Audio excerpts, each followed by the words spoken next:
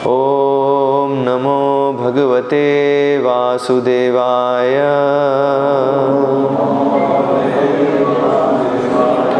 ओम नमो भगवते वासुदेवाय।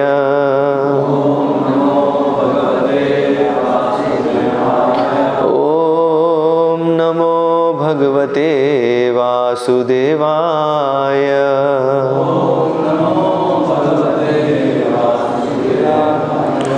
श्रीमद् भागवतम स्कंद 4 अध्याय 6 ब्रह्मा द्वारा शिव जी को मनाना। श्लोक क्रमांक 7।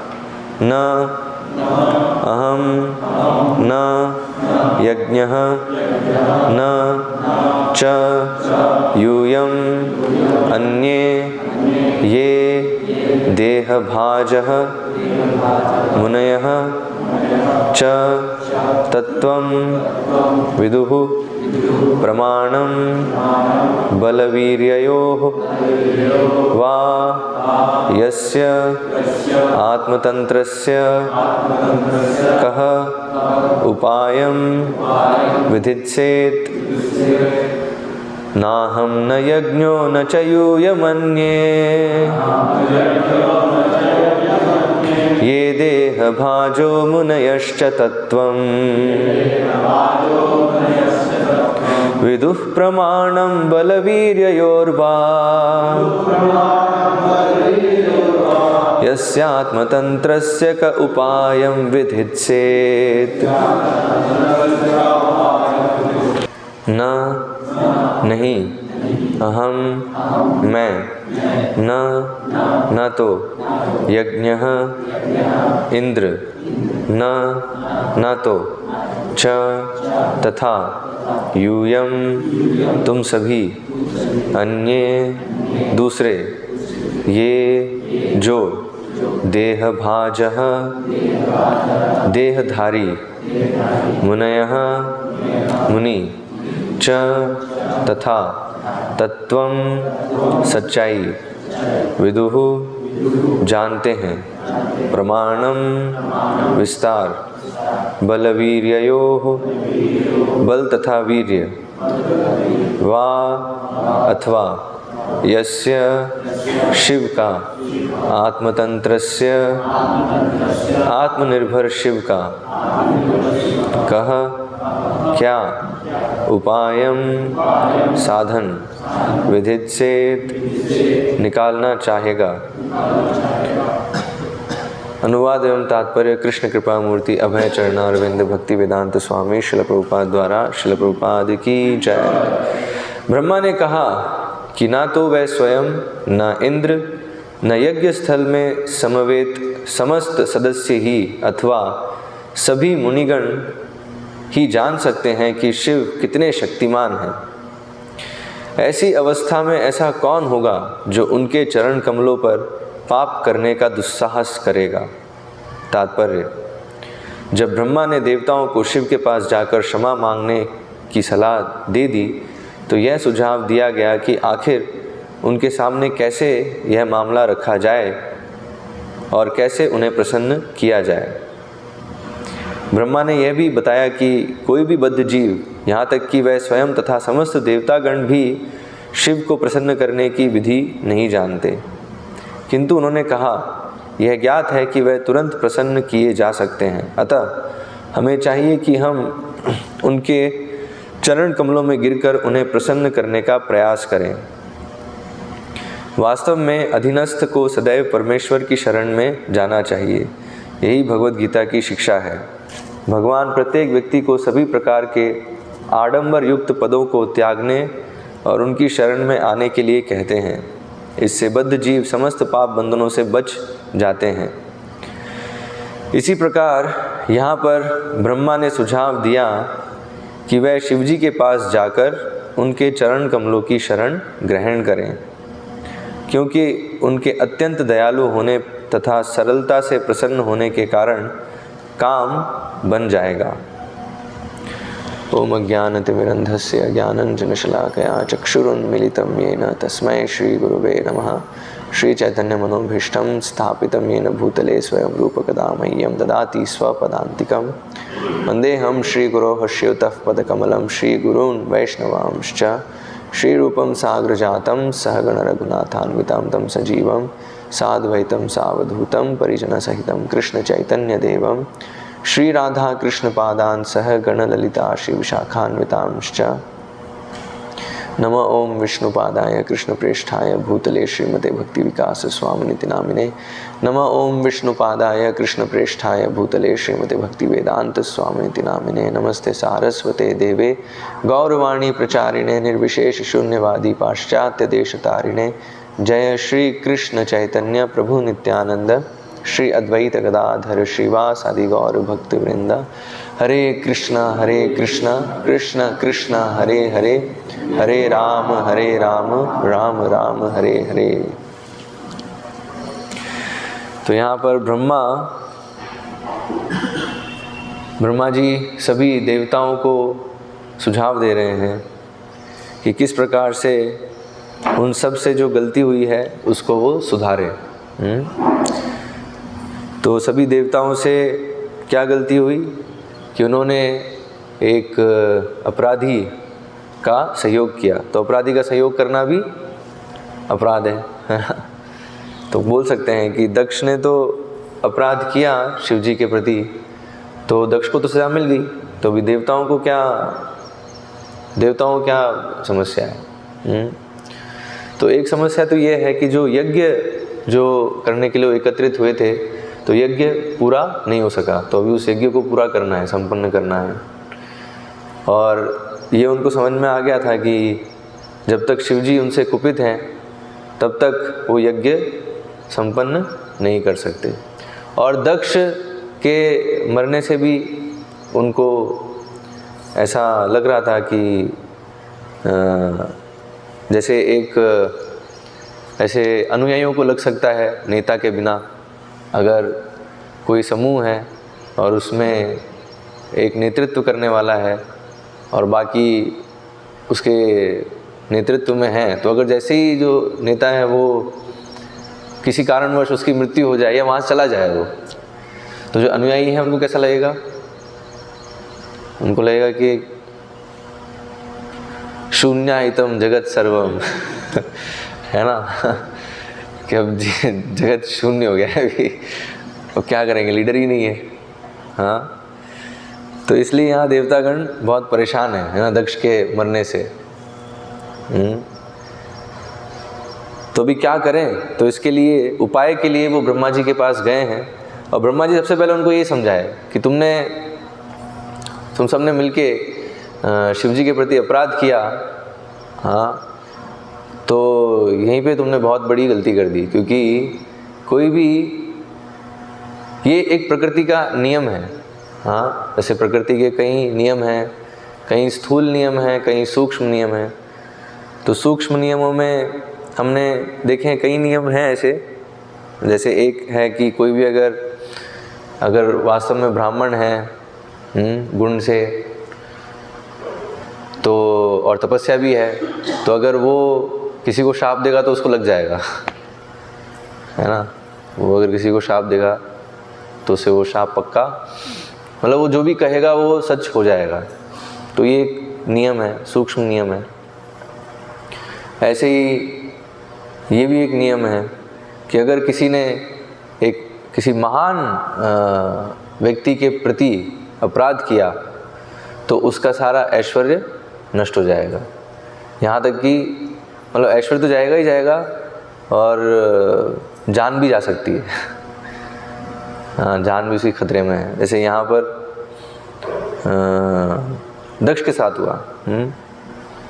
तो दक्ष ने शिवजी के प्रति अपराध किया तो शिवजी ने सहन कर लिया, लेकिन जब सती के प्रति अपराध हो गया तो शिवजी ने फिर उन्होंने कदम उठाया कि अब तो दंड देना ही पड़ेगा। तो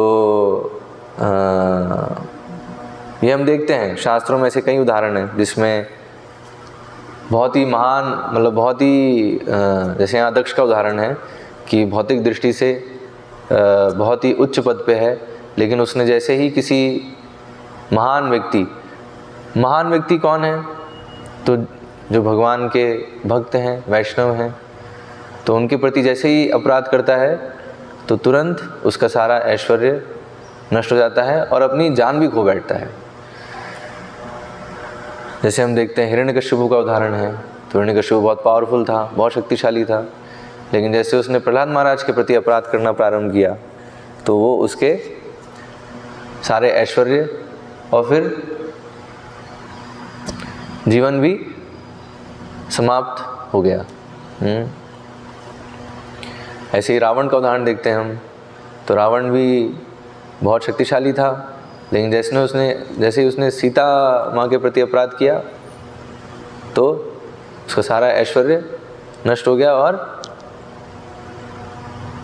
प्राण भी खोने पड़े, है ना, मृत्यु दंड भी मिला। तो यहाँ हम देख रहे हैं दक्ष के साथ भी यही हो गया है। दक्ष ने शिव जी के प्रति अपराध किया, वो पर्याप्त नहीं था, उसने फिर सती के प्रति भी अपराध कर दिया, तो अभी उसको मृत्युदंड मिल गया। अभी इतना बहुत महान पद पे थे, प्रजापति, तो प्रजापति थे, लेकिन महान वैष्णव के चरणों में अपराध करके वो उनकी महानता उनको बचा नहीं सकी। तो इसलिए बताया है भगवान और भगवान के भक्त, उनके प्रति अपराध बहुत ही गंभीर है। उसमें व्यक्ति को जान से भी हाथ धोना पड़ सकता है। और एक इम्पॉर्टेंट चीज़ यहाँ जो तात्पर्य में श्रील प्रभुपाद वर्णन कर रहे हैं कि अगर ऐसे महान व्यक्ति, महात्मा जो है, अगर वो किसी से अप्रसन्न है, साधारणतः ऐसा होता नहीं है। हाँ, साधारणतः जो महात्मा है वो सभी के भले के लिए सोचते हैं। हाँ, सभी का कैसे उद्धार हो इसके लिए वो प्रयासरत रहते हैं। तो इसलिए ऐसा हो कि वो किसी के बारे में बुरा सोचें या द्वेष की भावना रखें, ये कभी नहीं होता है। लेकिन अगर कोई जीव बहुत ही ज़्यादा अपराध भावना में है, उसकी चेतना पूरी अपराध की बहुत ज़्यादा ऑफेंसिव है, हाँ, तो उस केस में इवन जो महात्मा है वो भी उससे अप्रसन्न हो सकते हैं। और अप्रसन्न किस लिए? इसलिए नहीं कि उनके प्रति उसने अपराध किया, इसलिए उसकी जो अपराध करने की जो भावना है उसको देखकर कि वो कितना हानिकारक है उसके खुद के लिए भी और दूसरों के लिए भी। क्योंकि ऐसा व्यक्ति जिसमें बहुत अपराध करने की भावना है, बहुत ज़्यादा ऑफेंसिव है, तो वो क्या करेगा?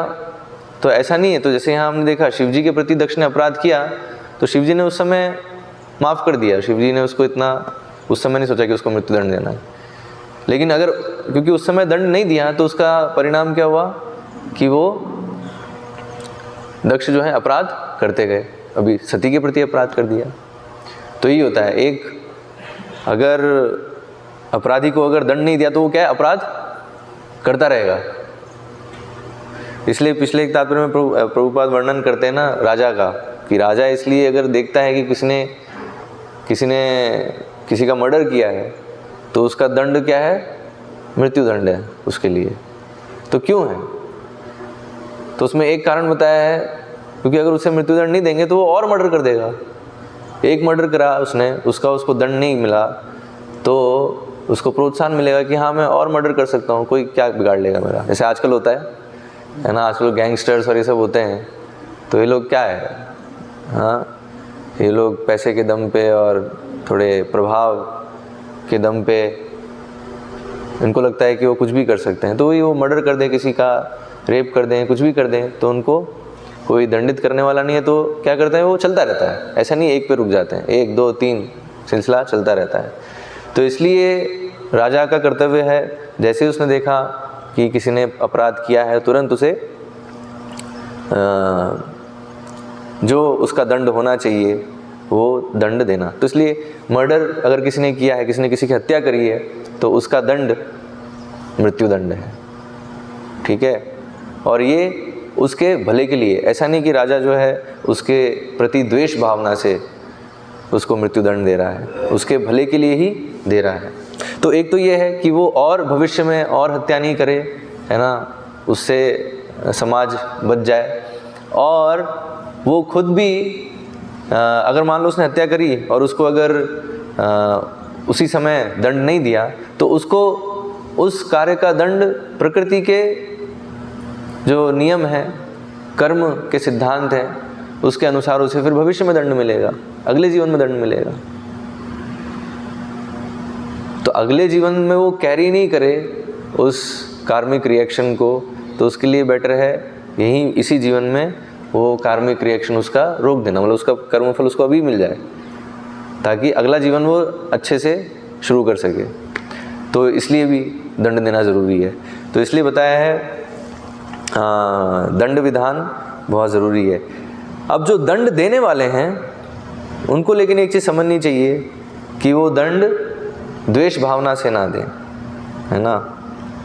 जैसे वो बोलते ना खुंदस निकालने के लिए, उस भावना से ना हो, क्योंकि अगर उस भावना से होगा तो वो जो दंड देने वाले हैं तो उनका पतन हो जाएगा, है ना। क्योंकि बताया अगर ऐसी भावना से, तो पक्का है कि वो कभी ना कभी निर्दोष को भी दंड दे देंगे, है ना। तो इसलिए एक बहुत महत्वपूर्ण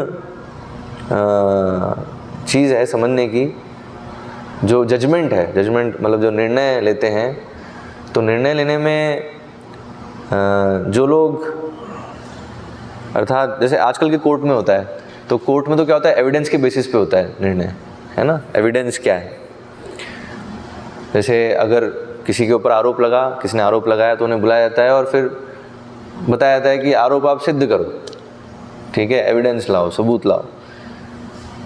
तो सबूत तो एक चीज़ है, सबूत अपनी जगह है, वो ठीक है, लेकिन एक और चीज़ है निर्णय लेने में, एक और चीज़ कंसिडर करनी चाहिए, वो है भावना, कि सामने वाले की भावना क्या रही उस समय। जैसे मान लो उसने अपराध किया भी है, तो उस समय उसकी भावना क्या है।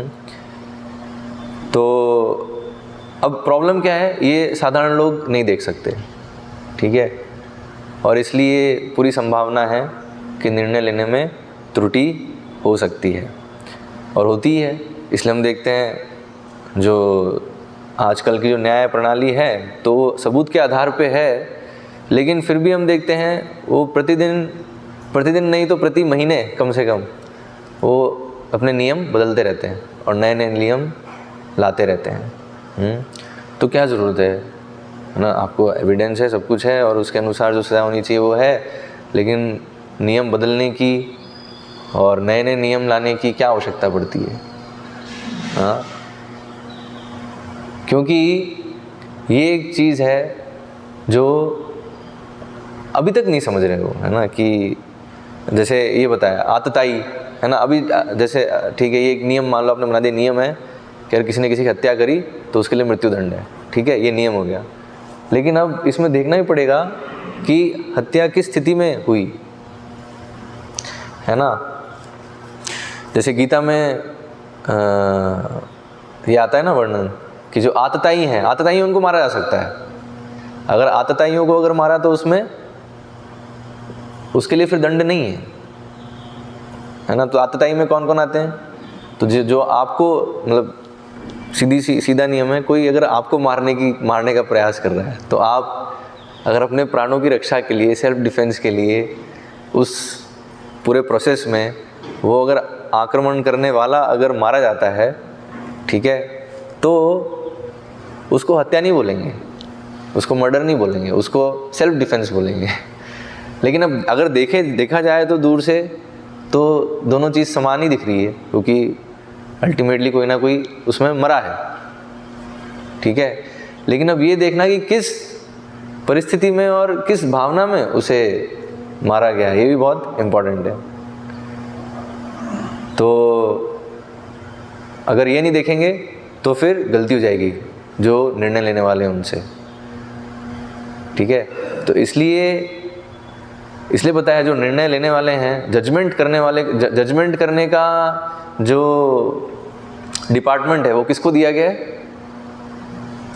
कौन करते जजमेंट सबका? हैं? यमराज, है ना। तो यमराज को ये विभाग दिया गया है, और क्योंकि ये विभाग उन्हें दिया गया है तो इसलिए उन्हें एक विशेष शक्ति भी दी गई है। क्या? कि वो देख सकते हो, जान सकते हैं कि उसकी भावना क्या थी वो करते समय, तो हृदय के अंदर झांक सकते हैं। तो इसलिए बताया, इसलिए एक जगह आता है भागवतम में, मेरे ख्याल से 6 कैंटो में आता है कि यमदूत बोल रहे होते हैं विष्णुदूत को कि हमारे यमराज जो कि परमात्मा जैसे ही पावरफुल हैं, जैसे परमात्मा सब जान सकते हैं वैसे यमराज भी सब जान सकते हैं, है ना, हृदय में किसके क्या चल रहा है। तो कैसे, तो हम उनके सेवक हैं तो हमें कैसे रोक सकते हो आप? इस तरह से वहाँ पर एक कन्वर्जेशन होता है। तो वहाँ ये पॉइंट आता है कि परमात्मा के जैसे ही यमराज पावरफुल हैं। तो परमात्मा की कृपा से, भगवान की कृपा से, क्योंकि वो भगवान के शुद्ध भक्त हैं और उनको ये कार्य करना है, निर्णय लेना है, तो उसके लिए उनके पास शक्ति है सामने वाले की भावना समझने की, और यही शक्ति शिव जी के पास भी है। तो शिव जी इसलिए अंतोगतवा निर्णय लिए दक्ष को दंड देने का, तो किस लिए? उसको सुधारने के लिए, है ना। इस भावना से नहीं कि अब तो इससे बदला लेंगे, इससे प्रतिशोध लेंगे अभी। हाँ, कई बार जो निर्णय लेने वाले हैं वो इस भावना से भी कर सकते हैं कि इससे तो इस अभी, क्योंकि पहले उसने कुछ किया होगा और उस समय हम कुछ नहीं कर पाए, ठीक है, अब हमारे हत्थे चढ़ेगा ये है ना। तो ये भावना जो है ये तो भौतिक सर्कल में चलता है, भौतिक समाज में इस प्रकार से चलता है। आध्यात्मिक जीवन में और जो आध्यात्मिक प्रगति में गंभीर हैं उनमें ऐसी भावना नहीं होनी चाहिए प्रतिशोध की, और विशेषकर जब एक उच्च पद पर हैं जिसमें कई निर्णय लेने होते हैं और उसमें अगर हम ये भावना रखेंगे तो बहुत जल्दी वो जो उच्च पद पर भी है उसका भी पतन हो जाएगा। तो इसलिए शिवजी इस भावना से नहीं कर रहे हैं, तो इसलिए उनका पतन नहीं होता है। हम देखते हैं, क्योंकि जैसे हमने मोहिनी अवतार के केस में देखा था कैसे शिवजी मोहिनी के पीछे पागल हो गए थे, लेकिन बताया गया है कि इवन उस केस में भी शिवजी का पतन नहीं हुआ। तो कारण क्या है? क्योंकि उनकी भावना सही थी। भावना क्या थी कि विष्णु के पीछे मुझे विष्णु के दर्शन करने हैं, है ना। उनकी भावना ये नहीं थी कि मुझे अभी काम वासना एंजॉय करना है, ऐसा नहीं था।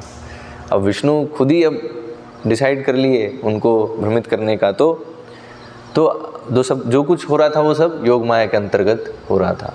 तो इसलिए शिवजी ऐसे दिखता है बाहर से कि मोहिनी अवतार जब आई तो शिवजी उनके पीछे पागल हो गए और ऐसे भाग रहे हैं, और एक प्रकार से दिख रहा है कि उनका पतन हो रहा है, लेकिन उनका पतन नहीं हो रहा है, क्योंकि उनकी भावना हमेशा क्या है? कृष्ण भावना भावित है, फुली कृष्णा कॉन्शियस होता है। वैष्णवा नाम यथा शंभु, तो मोहिनी के पीछे ही भाग रहे हैं तब भी वो फुली कृष्णा कॉन्शियस, क्योंकि मोहिनी कौन है? मोहिनी कृष्ण ही है ना, तो इसलिए उस पॉइंट पे वो फुली कृष्णा कॉन्शियस है। तो ओके, तो ये पॉइंट है कि इसलिए जो इस स्तर पे हैं कि वो दूसरों के जीवन के बारे में निर्णय ले सकते हैं, दंड देने वाली स्थिति हो सकती है, तो उसमें कभी भी इस प्रकार की भावना न रखें प्रतिशोध की या बदले की। और उनकी जो आरोपी हैं उनकी स्थिति भी पूरी अच्छी तरह से विश्लेषण की जाए, अच्छे से समझी जाए कि जो भी उनके ऊपर आरोप है वो कार्य करते समय उनकी भावना कैसी थी, ठीक है, परिस्थिति कैसी थी, क्या थी, क्योंकि अलग अलग परिस्थितियाँ हो सकती हैं, अलग अलग और व्यक्ति जो हैं सब अलग होते हैं, है ना, इंडिविजुअल होते हैं, तो वो सब समझ के निर्णय लेना चाहिए। एविडेंस भी होना चाहिए, लेकिन सिर्फ एविडेंस के बेस पे लेंगे तो गड़बड़ हो सकती है। इवन यमराज इतने शक्तिशाली, लेकिन यमराज से भी एक बार थोड़ी सी त्रुटि हो गई थी, है ना। और अगर आप उधर देखो तो एग्जैक्टली यही हो रहा था, क्योंकि वो एविडेंस के बेस पे कर रहे थे, उन्होंने भावना नहीं देखी उस एक इंस्टेंस में। तो कौन से ऋषि बताए? मंडूक ऋषि, है ना। तो मंडूक ऋषि जो है जब छोटे थे तो उन्होंने एक चींटी को ऐसे ही मार दिया, है ना, सुई चुबा के। तो अभी अब एविडेंस तो है, तुमने सुई चुबाई, ठीक है, तो अभी उसका रिएक्शन क्या है कि तुम्हें भी सुई चुभनी है। तो उसके परिणाम स्वरूप क्या है, मंडूक ऋषि को मतलब कुछ ऐसी घटना होती है कि उनको जो राजा के सैनिक हैं वही पकड़ लेते हैं और उन्हें दंड देते हैं, सूली पे चढ़ा देते हैं। तो सूली पे चढ़ाना वही वो सुई के ऊपर बिठा देते हैं। तो मंडूक ऋषि फिर पूछते हैं यमराज से कि मुझे मैं तो इस जन्म में तो मुझे नहीं दिख रहा कि मैंने कुछ ऐसा कोई पाप किया है कि ऐसा मुझे रिएक्शन मिल रहा है, इसका ऐसा फल मिल रहा है। तो यमराज ने बताया तुमने ऐसा किया था जब छोटे थे, बचपन में ऐसा किया था। तो मंडूक ऋषि बोले कि बचपन में हो तो उस समय तो कोई बोध ही नहीं है, अबोध अवस्था में क्या उसका तुम ऐसा इतना फल दे रहे हो, तुम्हें नहीं पता है तुम्हें कि कैसे न्याय देना है, तो इसलिए तुम अब शूद्र बनो। है तो वो बस एक छोटी सी हल्की सी त्रुटि हुई और उसके कारण हमने, ऑफ कोर्स वो भगवान की लीला भी है, भगवान व्यवस्था कर रहे हैं, क्योंकि अभी भगवान आएंगे तो सभी भक्तगण भी जो है महाभारत में भाग लेंगे। तो अभी यमराज जो विदुर के रूप में भाग लेने वाले हैं, तो ठीक है, उस प्रकार से आ रहे हैं। लेकिन एक चीज़ सीखने की ये है कि हम कभी भी अहंकार में आके निर्णय ना लें, अहंकार भाव में कि मैं तो महान हूँ, उच्च पद पे हूँ, तो इसलिए मैं जो कहूँगा वो सबको फॉलो करना होगा, मैं जो निर्णय लूँगा वो सबको पालन करना होगा। अगर ये भावना आ गई तो फिर उसका पतन निश्चित है। और ऐसे हमने देखे हैं कहीं जो नेतृत्व करने वाले भौतिक सर्कल में, आध्यात्मिक सर्कल में भी, जैसे ही ये भावना आ जाती है तो वो गलत निर्णय लेने लगते हैं और उसके कारण उनका फिर पतन हो जाता है। अब एक और चीज़ यहाँ सीखने की है कि अगर किसी महान व्यक्ति के प्रति इस प्रकार से अपराध हो गया तो क्या करना चाहिए। तो सबसे पहले तो स्वीकार करना चाहिए कि अपराध किया हमने, ठीक है। अधिकांश लोग तो यही स्वीकार नहीं कर पाते। जैसे उनको बताया था कि आपने ऐसा किया, तो अधिकतर लोग क्या बोलते हैं, नहीं हमने ऐसा नहीं किया। जैसे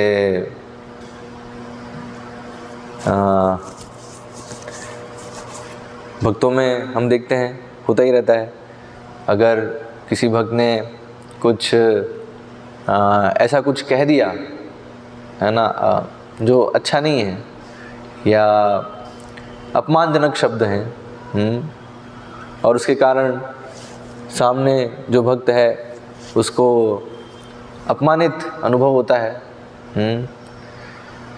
तो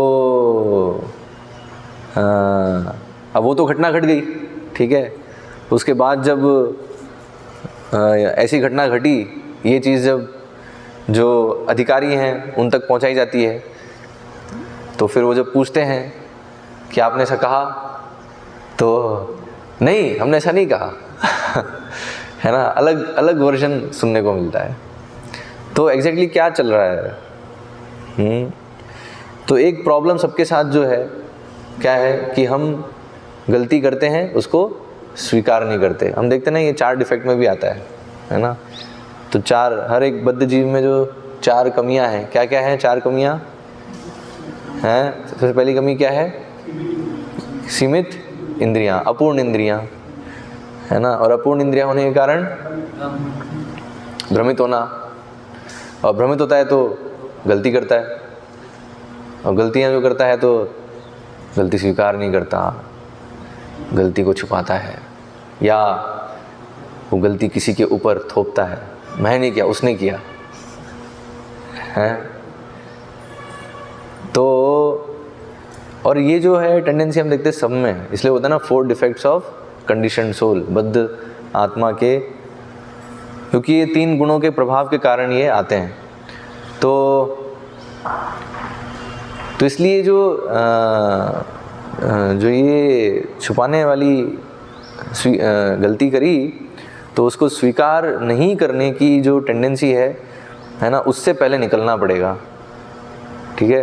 तो इसलिए यहाँ ब्रह्मा जी पहले इन सबको बता रहे हैं देवताओं को कि देखो तुमसे गलती हुई है, स्वीकार करो, पहले तुमने एक महान वैष्णव के प्रति तुमने अपराध किया है, तो पहले स्वीकार करो।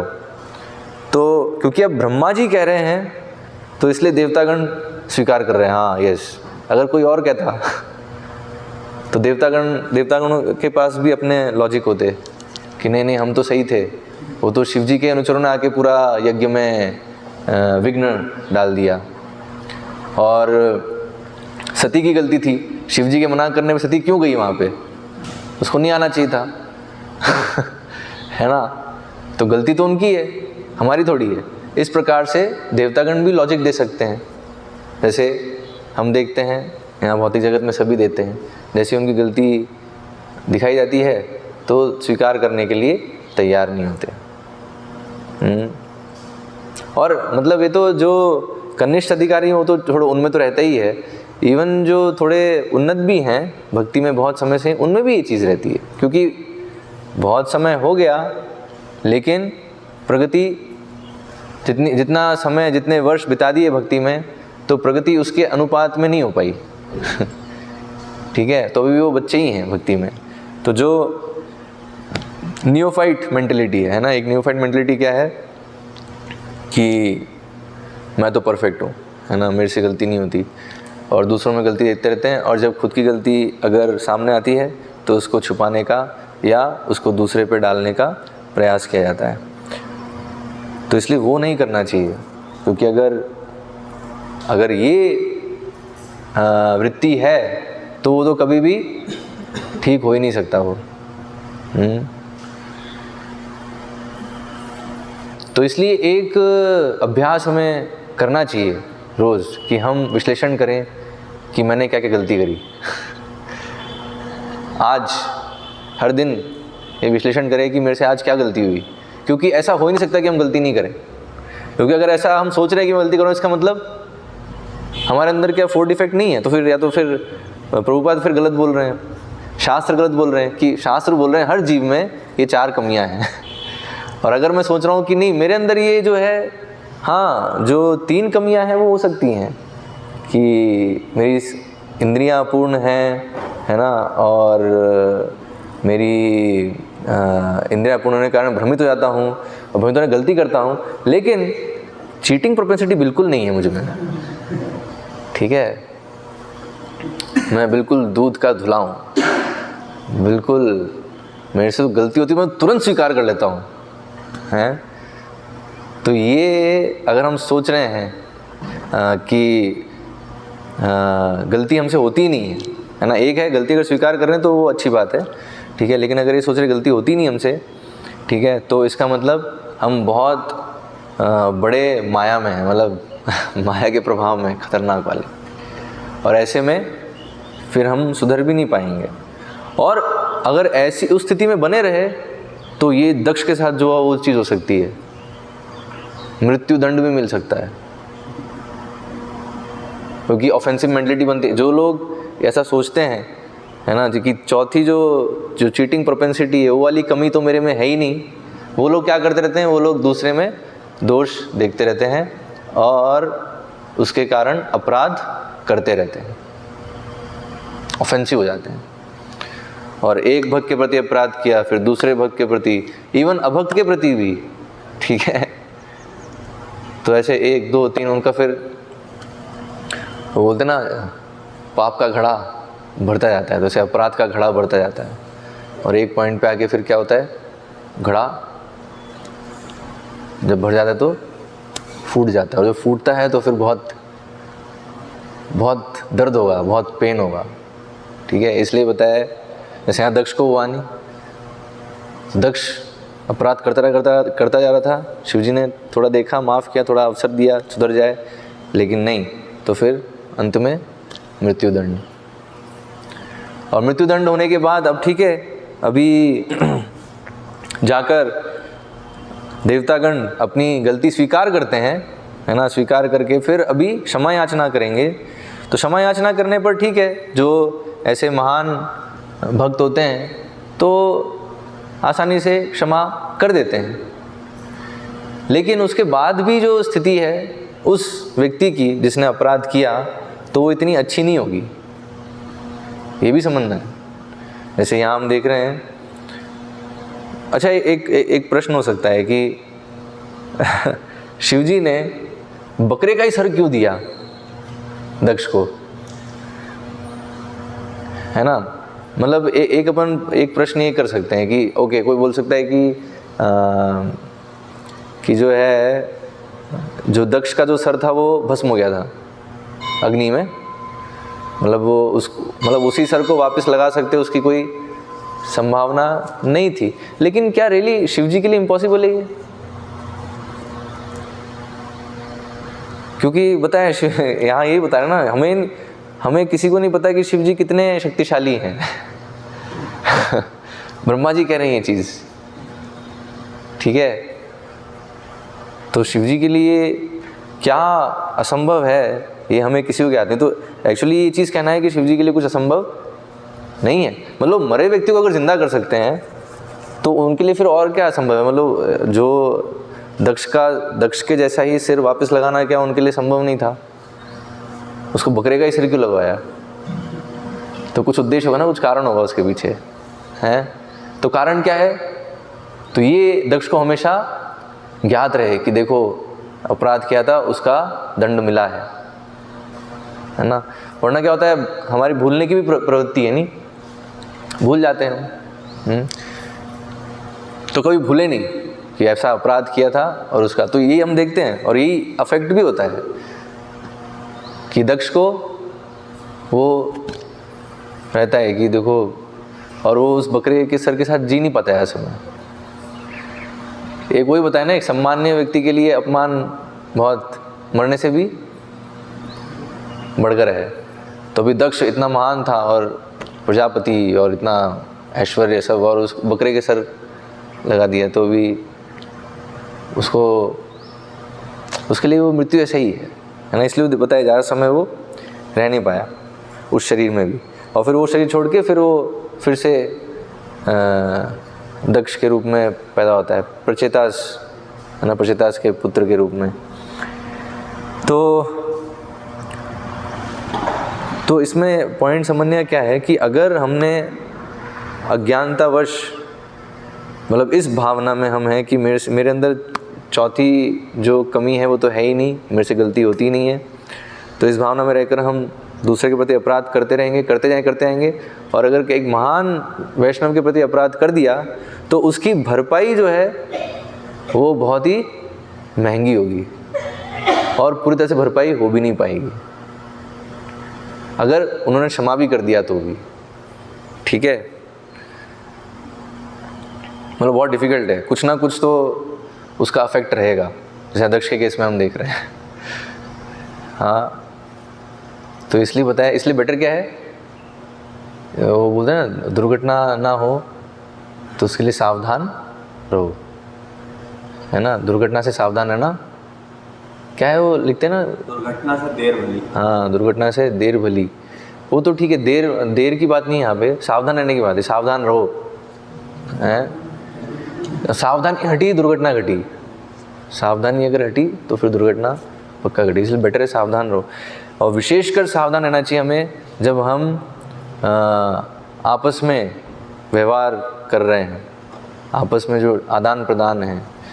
तो क्योंकि सब में ये 4 कमियां हैं, तो ये 4 कमियां प्रभुपाद एक तात्पर्य में लिखते हैं कि दो लोग बहुत अच्छे मित्र हो सकते हैं,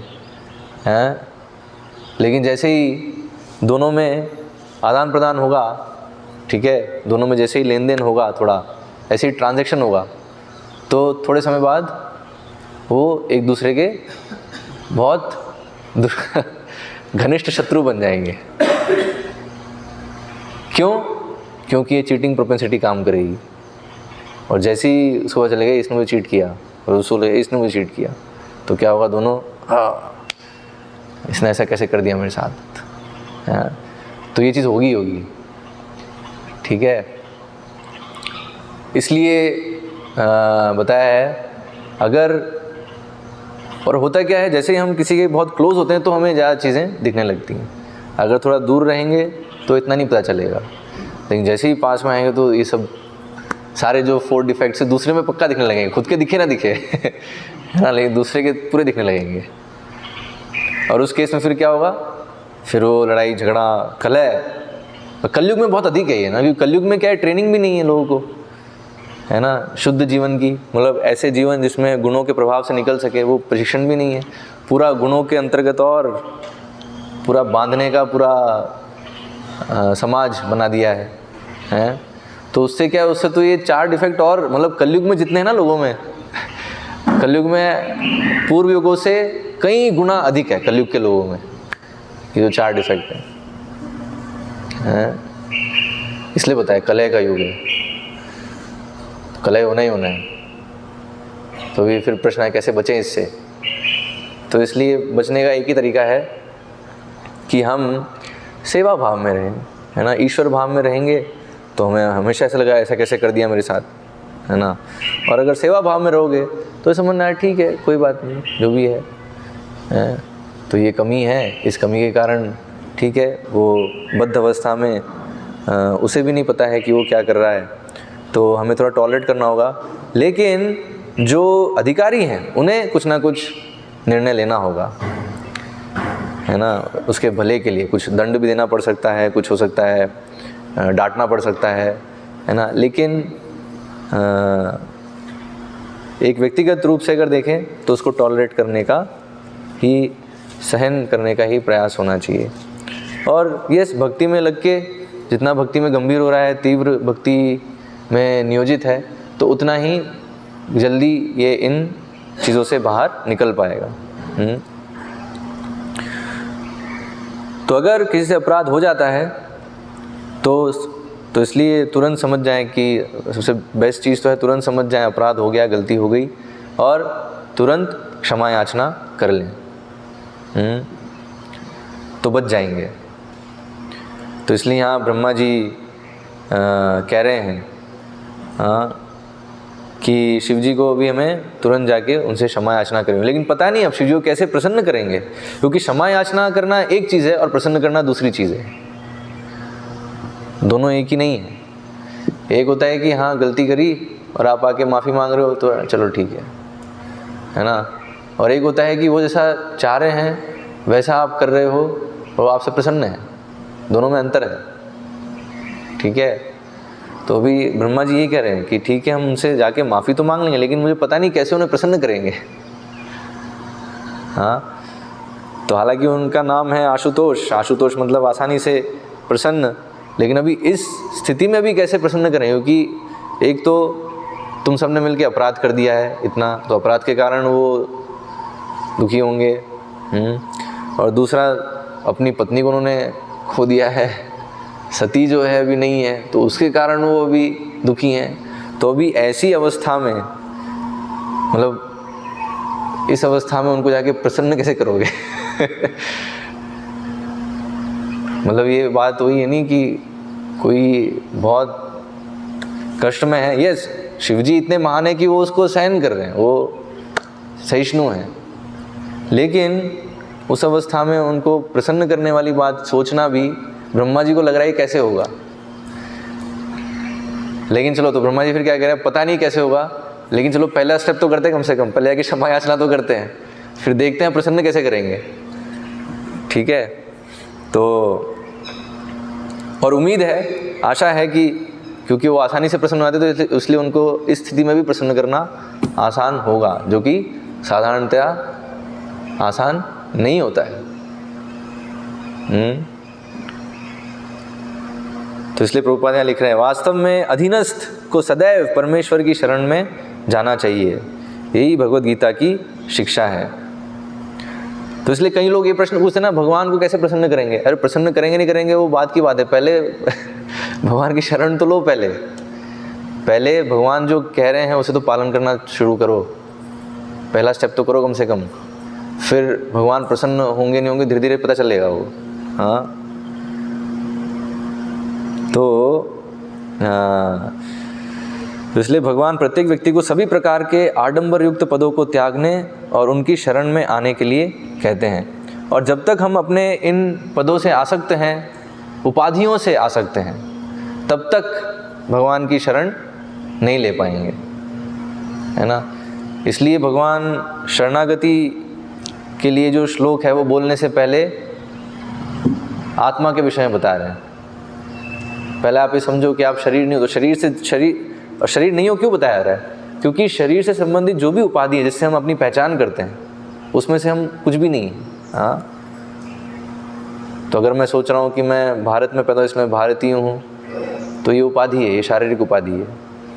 अगर मैं सोच रहा हूँ कि मैं कोई पर्टिकुलर कास्ट का हूँ, ब्राह्मण क्षत्रिय वैश्य शूद्र, तो मैं ये हूँ, तो वो भी उपाधि है। कोई सोच रहा है मेरे पास ये डिग्री है, PhD हूँ मैं, तो ये भी उपाधि है। अगर इन सब उपाधियों से हम पहचान कर रहे हैं और पूरा कनेक्शन पॉइंट है, कनेक्शन का है, कनेक्शन अनुभव कर रहे हैं उनसे कि ये तो मैं ही हूँ और मेरा ही है, तो क्या होगा? तो वो व्यक्ति भगवान की शरण नहीं ले सकता। वो बाह्य रूप से बोल सकता है हम तो भगवान की शरण में ही हैं, लेकिन वो माया की शरण में है। तो जो भी शरीर देह आत्म बुद्धि में है वो माया की शरण में है, और माया की शरण तो फिर भगवान की शरण में नहीं है फिर वो। तो इससे बद्ध जीव, तो इसलिए भगवान की शरण में अगर आएगा, माया की शरण को छोड़कर भगवान की शरण में जो आएगा, तो बद्ध जीव समस्त पाप बंधनों से बच जाते हैं। इसी प्रकार यहाँ पर ब्रह्मा ने सुझाव दिया कि वह शिव जी के पास जाकर उनके चरण कमलों की शरण ग्रहण करे, क्योंकि उनके अत्यंत दयालु होने तथा सरलता से प्रसन्न होने के कारण काम बन जाएगा। तो अभी जो महान वैष्णव हैं, महात्मा हैं, वो दयालु होते हैं, है ना, सरल होते हैं। तो अभी इसका गलत फ़ायदा नहीं उठाना चाहिए जो बाकी लोग हैं। ऐसे यहाँ देवतागण है, देवतागण अब इसका लाभ भी उठा सकते हैं, है ना, और लोग उठाते ही हैं, है ना। तो लोग शिवजी के दयालु और सरल होने का लाभ उठाते ही हैं। हाँ, तो इसलिए लोग शिवजी के पास जाते हैं अपनी भौतिक इच्छाओं की पूर्ति के लिए। हाँ, भोलेनाथ, तो भोलेनाथ जो हैं वो इतने भोले हैं कि हमारी कपटता को देखकर भी अनदेखा कर देंगे। हम कितने कपटी हैं, है ना, लेकिन भोले बाबा जो हैं वो इतने भोले हैं कि हमारी कपट को अनदेखा करके हमारी सारी कपटताओं को फैसिलिटेट करेंगे। पॉइंट है ना, कपट, व्यक्ति के हृदय में कपट है, उसे आप शक्ति दोगे, उसे और धन दोगे, तो वो क्या फैसिलिटी कर रहे हो उसी कपटता को। जैसे वर्णन आता है इसका, कौन सा सुर होता है ये, भस्मासुर, है ना। तो भस्मासुर यही होता है ना, वो शिवजी को प्रसन्न करने के लिए बहुत ही तमोगुणी तपस्या कर रहा होता है, अपने सारे अंग काट के यज्ञ में डाल रहा होता है अग्नि में, शिवजी का आह्वान करने के लिए, शिवजी को प्रसन्न करने के लिए। लेकिन शिवजी प्रसन्न नहीं होते उससे, शिवजी उसके दयालुवश, दयावश, कृपावश सावधान की वो सर भी काटने वाला होता है अपना, तो सर काटने से पहले शिवजी प्रकट हो जाते हैं, रुको क्या चाहिए तुम्हें। तो क्या बोलता है कि मुझे ये वरदान चाहिए कि मैं उंगली जिसके भी सर पे रखूं तो उसका सर फट जाए, हैं। तो ऐसे मतलब शिव जी के लिए बहुत कठिन है, नहीं? ऐसे कपटी लोग, मतलब ऐसा क्यों चाहिए उसे, ऐसा वरदान हैं? विध्वंसक, मतलब हिंसा करने के लिए, वो क्लियर है हिंसा ही करना आता है वो। मतलब किसी के भी सर पे उंगली रखेंगे और उसका सर फट जाए तो मतलब क्या है, हैं?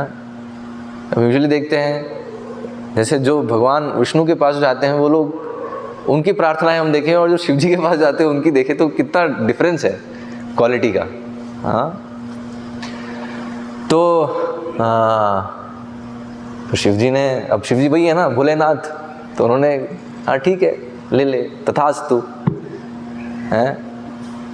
और तुरंत उसने अपना कपट दिखा दिया कि ये तो मैं, अच्छा मिल गया तो सबसे पहले आपके ऊपर ही टेस्ट करूँगा, हैं, कि काम कर रहा है नहीं कर रहा है।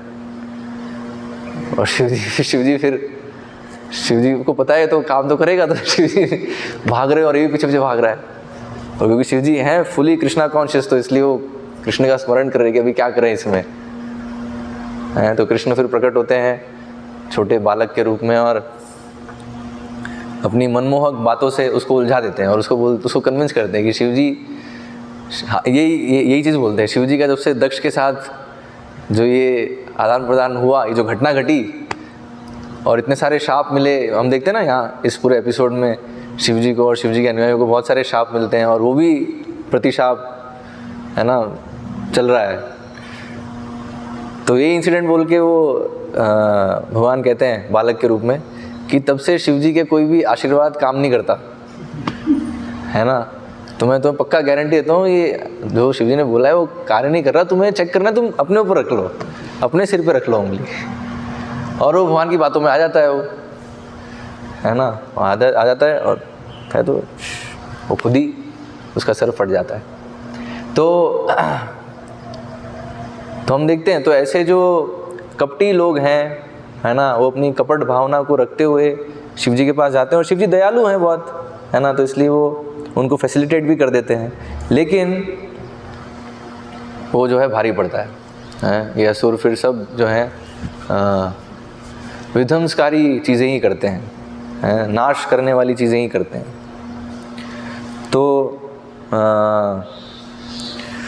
तो ब्रह्मा जी अभी यहाँ पर क्यों कोट कर रहे हैं कि ऐसे असुरों को भी शिव जी कृपा कर दे तो तुम लोगों को तो कर ही देंगे तुम तो जो हो देवता हो, हाँ तो ठीक है, तुमसे भी गलती हुई है, लेकिन शिव जी इतने महान हैं, इतने दयालु हैं, तो इसलिए आशा है कि तुम्हें भी वो माफ़ कर देंगे और थोड़ी सी तुम प्रार्थना कर लेना, तुमसे प्रसन्न भी हो जाएंगे तो आगे यही होगा, आगे जैसे ही पहुँचेंगे आगे शिव जी के पास, तो भी ब्रह्मा जी सभी देवताओं को साथ में लेके जा रहे हैं शिवलोक, है ना, यहाँ वर्णन है। इस प्रकार समस्त देवताओं, पितरों तथा जीवात्माओं के अधिपतियों को उपदेश देकर ब्रह्मा ने उन सबों को अपने साथ ले लिया और शिव के धाम पर्वतों में श्रेष्ठ कैलाश पर्वत के लिए प्रस्थान किया, है ना। तो अभी कैलाश के लिए सबको लेके वो प्रस्थान कर रहे हैं। फिर उसके बाद अभी आगे के श्लोकों में पूरे कैलाश का वर्णन है, कैलाश पर्वत की जो सुंदरता है उसका पूरा वर्णन है। फिर आगे चल के फिर जैसे ही शिव जी के दर्शन होते हैं तो ब्रह्मा जी प्रार्थनाएं अर्पण करते हैं सभी देवताओं की तरफ से, शिव जी को बहुत सुंदर प्रार्थनाएं अर्पण करते हैं। तो आगे की कक्षाओं में हम देखेंगे, अभी हम यहीं पे विराम देते हैं। हरे कृष्णा। किसी को कोई प्रश्न या जिज्ञासा? प्रश्न है कि जैसे आपने बताया सोई वाला बच्चे के साथ सुनाया, तो सतयुग में जो नियम लागू थे कलयुग में वही लागू हो रहे? कुछ डिफरेंसेस हैं, जैसे कर्मों के नियम तो वही हैं कि आप जो कार्य करोगे उसका आपको फल तो मिलेगा ही, लेकिन एक डिफरेंस है, पूर्व युगों में मन के स्तर पे जो करते थे, मन के स्तर पे भी अगर कुछ हम बुरा सोच रहे हैं तो उसका फल मिलता था। कलयुग में वो नहीं है, ठीक है। कलयुग में अगर मन के स्तर पे अगर बुरा चल रहा है तो अभी उसका फल नहीं मिलेगा उसे, लेकिन डेंजर खतरा क्या है कि जो मन में है वो धीरे धीरे गतिविधियों में भी आ जाएगा, ठीक है, लेकिन तुरंत उसको नहीं मिलेगा रिएक्शन। लेकिन पहले के युगों में, पूर्व युगों में तुरंत रिएक्शन मिल जाता था मन में अगर गलत विचार सोच लिया तो, ठीक है। तो कलयुग में ये एक कंसेशन है कलयुग के जीवों के लिए, क्योंकि पता है ना ये 4 डिफेक्ट बहुत पूरे भर के पड़े हुए हैं कलयुग के लोगों में, और मन नियंत्रित उनका है नहीं। तो इसलिए मन के स्तर पे अगर कुछ भी गलत विचार है वो अगर आ रहा है तो उसका रिएक्शन नहीं मिलेगा।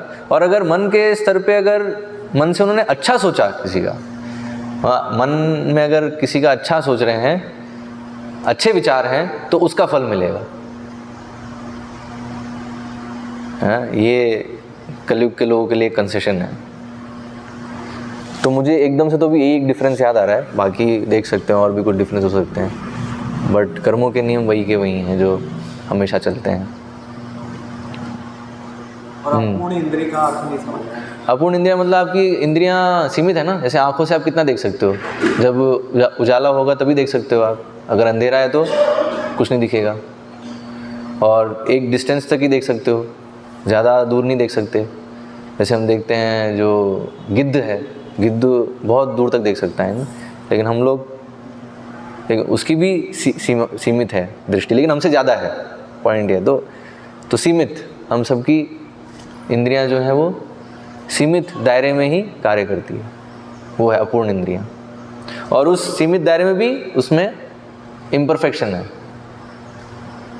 जैसे आपने देखा होगा आँखों का इम्परफेक्शन क्या है कि आप अगर गर्मी में जा रहे हो सड़क पे तो आपको पानी दिखेगा सड़क पे, तो पानी वहाँ है नहीं लेकिन दिख रहा है, जो है नहीं वो भी दिखता है। तो ये अपूर्ण इंद्रियां, ठीक है। हाँ, शिव जी नित्य,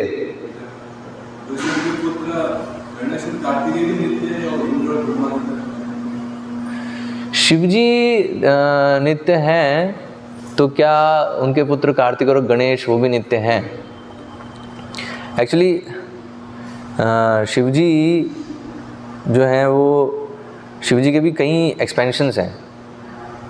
तो सदाशिव जो हैं वो नित्य हैं, ठीक है, वो कृष्ण के ही विस्तार हैं। फिर जितने भी ब्रह्मांड में रुद्र होते हैं वो नित्य नहीं है, रुद्र तो चेंज होते रहते हैं। जो 11 रुद्र बताए ना, 11 रुद्र हैं। तो जो सदाशिव के जो उनके साथ में जो हैं वो लोग आप कह सकते हो नित्य हैं, और जो रुद्र के साथ में हैं वो नित्य नहीं होंगे, वो तो बदलते रहते हैं। जैसे रुद्र बदल रहे हैं तो वो भी बदलेंगे, है ना। और हमने पहली बार 4 फॉल्ट नहीं माना, कौन सा था? तो आप भगवद गीता पढ़िए, इंट्रोडक्शन में है 4 फॉल्ट जो अभी आप बता। चार जो कमी है, अपूर्ण इंद्रियां, अपूर्ण इंद्रियों के कारण भ्रमित होना, फिर त्रुटि गलती करना, और फिर धोखा देना, ये 4 कमियां सब में हैं। अब भगवद गीता पढ़िए, भगवद गीता के इंट्रोडक्शन में ही प्रभुपाद बता रहे हैं। इसलिए बताया जिसमें ये 4 कमी नहीं है उससे हमें ज्ञान लेना है, तो ये 4 कमी भगवान में नहीं है, इसलिए जो ज्ञान भगवान से आ रहा है वो परफेक्ट है। बाकी जो भी ज्ञान आप ज्ञान के नाम पे जो ले रहे हो यहाँ पे किसी महान व्यक्ति के द्वारा भी दिया हुआ है तो वो इम्परफेक्ट होगा, इसलिए भगवान से लेना है ज्ञान। इसलिए भगवद गीता का महत्व है। तो वहाँ प्रभुपाद इंट्रोडक्शन में समझा रहे भगवद गीता का महत्व क्यों है, क्योंकि भगवद गीता ऐसे व्यक्ति के द्वारा दी गई जिसमें ये 4 डिफेक्ट नहीं है, जो परफेक्ट है। तो भगवान परफेक्ट है, भगवान में ये 4 कमियां बिल्कुल भी नहीं है, ठीक है। हाँ, हरे कृष्णा।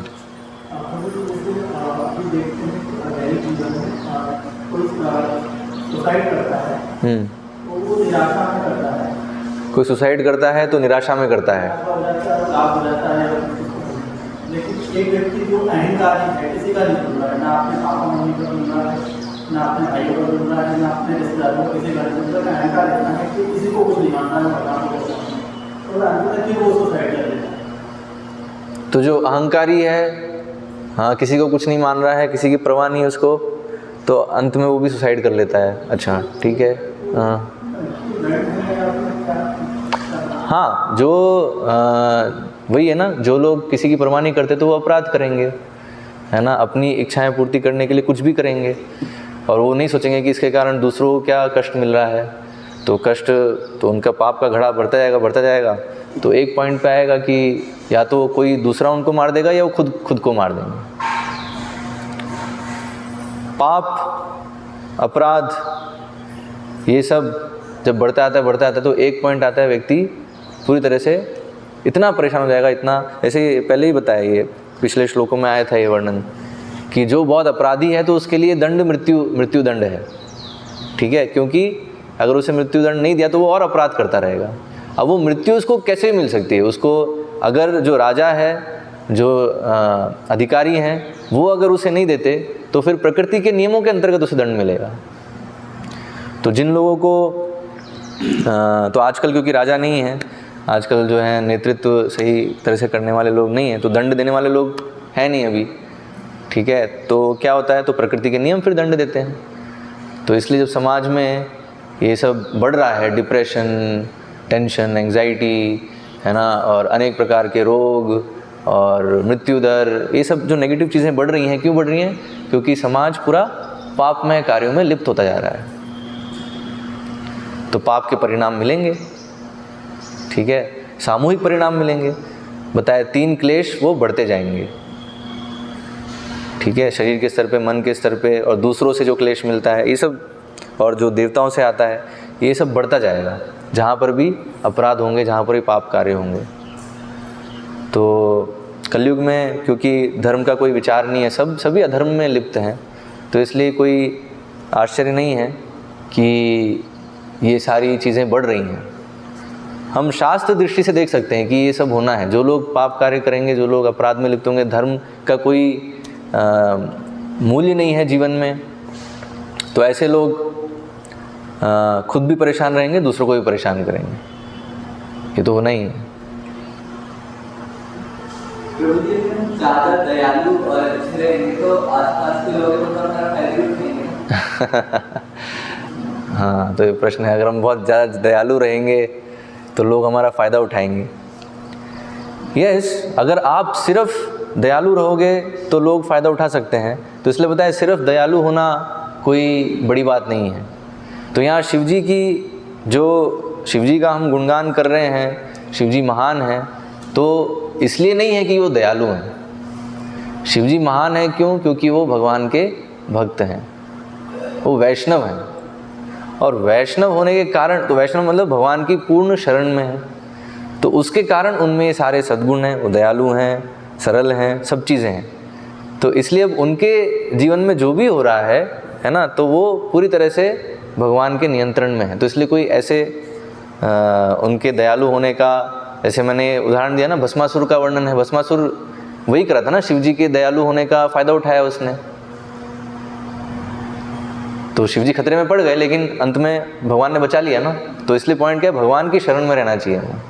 जो भगवान की शरण में है तो उसका कोई कुछ नहीं बिगाड़ सकता, ठीक है।